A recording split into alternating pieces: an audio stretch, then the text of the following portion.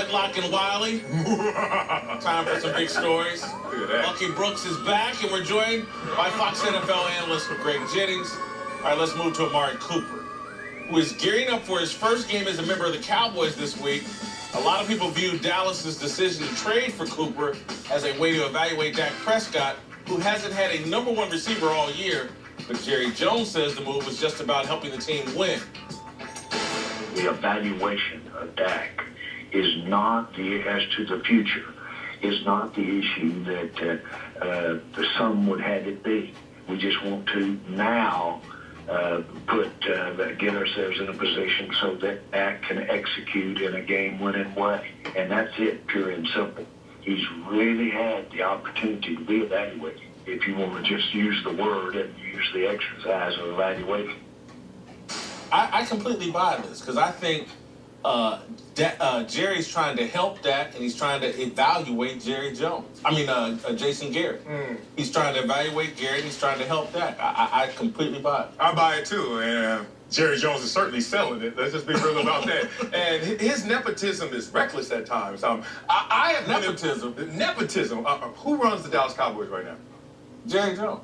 Stop playing. Who runs the Dallas Cowboys? Stephen Jones? You know it. Okay, and then nepotism is not just for relatives. It's for friends, people he likes. You ever heard of a Jerry's guy? Yeah. Bill Parcells has heard of a Jerry's guy. T.O. versus a Keyshawn Johnson. One was a Parcells guy, one was a Jerry Jones guy.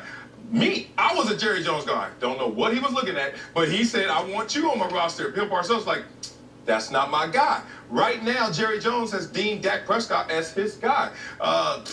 Jimmy Johnson went through this as well. He's always run his franchise with this nepotism that I love because it's loyalty, and that's the way I would run my franchise too. Don't ask me if my son qualifies. He will be the next great in this line of lineage, but Dak Prescott's not that guy, and I don't understand why he won't continue to evaluate a guy who's given us roller coaster results so far in this few years. Oh, see, I'm all in on the Dak Prescott thing in Dallas because I believe that Jerry Jones follows the Al Davis theory. You talking about his guys? When I played in Oakland, Al Davis had his guys. Everyone knew on Thursday, his guys are going to practice. That might be the only day they practice that week. But when Mr. Davis comes out, his guys are going to perform. And so for Dak Prescott gave him the flashes his rookie season when he had 11 games with a passer rating over 100, and they won a ton of games. So Jerry is saying, oh, my quarterback is a franchise quarterback. I need to make sure I get him the right stuff.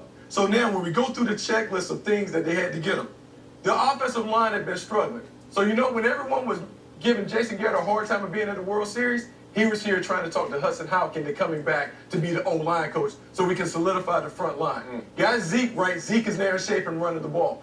Need a #1 receiver? Hey, let's go get Amari Cooper because we need someone on the outside who can affect coverage. So now he's saying, hey, I'm giving my guy everything that he needs so he can get us back to where he got us his rookie season. Dak Prescott is under evaluation. He's going to get a big contract. He's going to be the Cowboys quarterback for the next decade. Jerry Jones has basically told you that with all the moves that he's made. Should he, though? Should he be? Yeah, look, I think what he's shown, when he's surrounded by the right stuff, he can win.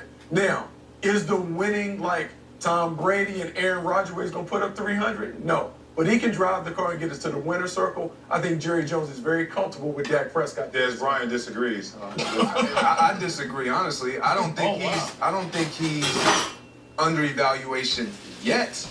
And I say yet because I think Amari Cooper is the one that's going to be evaluated. What can he bring to advance our offense offensively in the passing game? So we brought you here. We want to make sure that you're looking at their passing offense is 29th in the league. They're 28th overall. They're struggling. Their defense top 3, rushing top 4. So everything is in alignment but the passing game.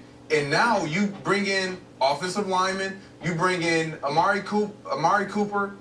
You telling me if Amari Cooper's producing, but it's not to the magnitude to where we feel like, wait a minute, can we get more out of our quarterback?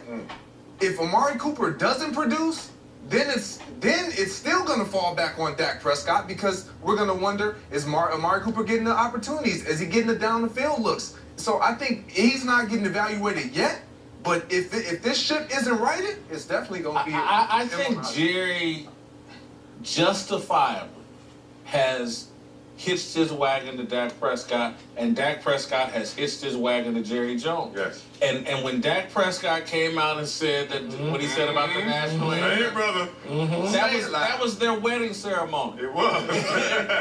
and so I don't blame Jerry for being this kind of loyal. Dak Prescott has earned it. He's a ride or die for Jerry Jones.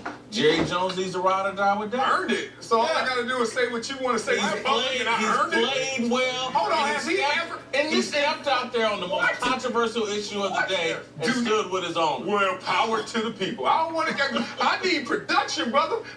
Has he ever thrown for 4 touchdowns in one game? I mean, just one. Just give me one game. No. You're over there playing fantasy. You playing for Ed? Yeah. I'm playing winning football too.